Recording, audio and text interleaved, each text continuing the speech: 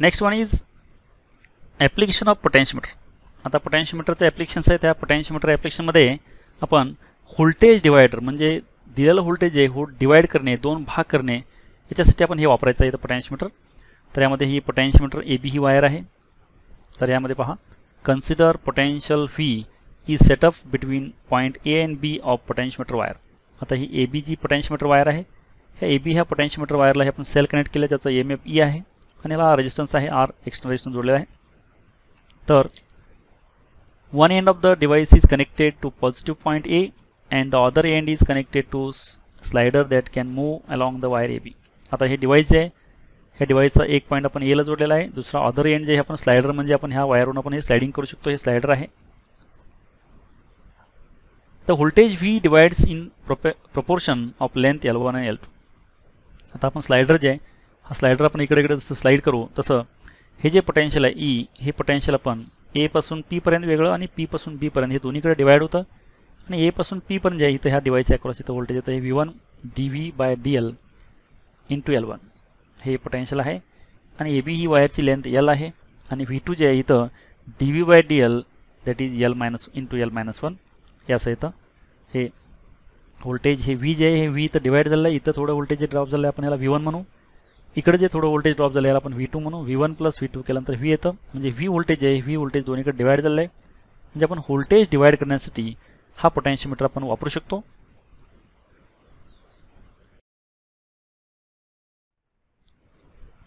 Next second जे use आहे पोटॅन्शियोमीटरचा तो एडिओ कंट्रोल. एडिओ कंट्रोलमध्ये सुद्धा आपण हा पोटॅन्शियोमीटर वापरतो. त्यामध्ये पहा, sliding potentiometer are used in low power audio system as audio control devices. एडिओचे हे कंट्रोल डिव्हाइसेसमध्ये पोटॅन्शियोमीटर असतो. तो पोटॅन्शियोमीटर वापरून आपण एडिओचं कंट्रोल करू शकतो डिव्हाइसमध्ये. बोथ स्लाइडिंग त्याला आपण फेडर म्हणतो आणि rotatory potentiometer knobs are regularly used for frequency attenuation. हे फ्रिक्वेन्सी ॲटेन्युएशनमध्ये सुद्धा हे वापरतात.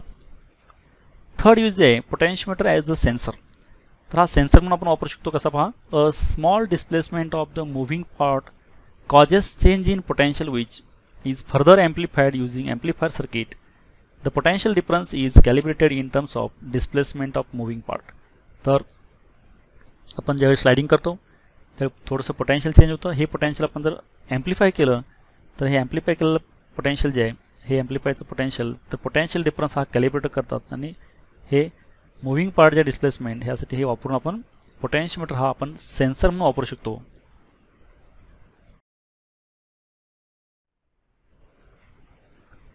Next one is advantages of potentiometer over voltmeter. तर व्होल्टमीटरपेक्षा पोटॅन्शियोमीटरचे काय ॲडव्हान्टेज आहेत ते पाहायचे आहेत. त्यामध्ये merits, potentiometer is more sensitive than voltmeter. तर व्होल्टमीटरपेक्षा पोटॅन्शियोमीटरची सेन्सिटिव्हिटी फार जास्त असते. हे मोर सेन्सिटिव्ह आहे व्होल्टमीटरपेक्षा. म्हणजे आपण कमीत कमी व्होल्टेज, स्मॉल व्होल्टेज पण आपण ह्या पोटॅन्शियोमीटरनं मेजर करू शकतो. A potentiometer can be used to measure a potential difference as well as EMF of cell. A voltmeter cannot be used to measure EMF of cell. तर पोटॅन्शियोमीटर जे आपण सेलचा EMF आणखीन potential major करण्यासाठी वापरू शकतो, पण व्होल्टमीटर जे आहे फक्त आपण व्होल्टेज मेजर करण्यासाठी वापरू शकतो. म्हणजे पोटॅन्शियल हा आपण EMF मेजर करण्यासाठी वापरू शकत नाही. व्होल्टमीटर पोटॅन्शियोमीटर मात्र आपण दोन्हीसाठी म्हणजे EMFसाठी आणि व्होल्टेजसाठी दॅट इज पोटॅन्शियलसाठी आपण वापरू शकतो. पण व्होल्टमीटर जे आहे फक्त आपण हे व्होल्टेजसाठी वापरू शकतो, पण EMFसाठी आपण वापरू शकत नाही हा व्होल्टमीटर.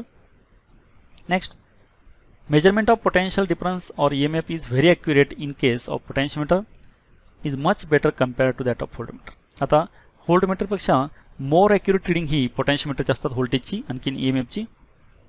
व्होल्टमीटरची इतकी ॲक्युरेट रिडिंग येत नाहीत, पण पोटॅन्शियोमीटरची मात्र accurate reading, more accurate reading येतात.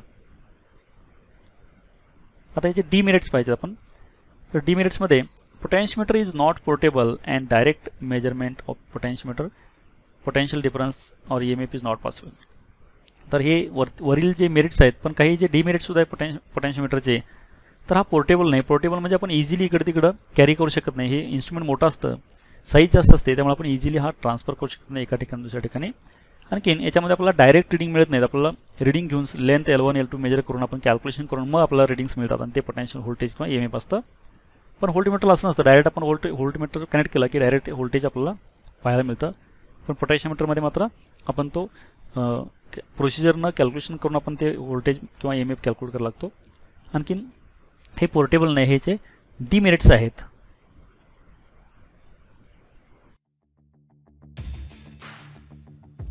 Thank you for watching this video.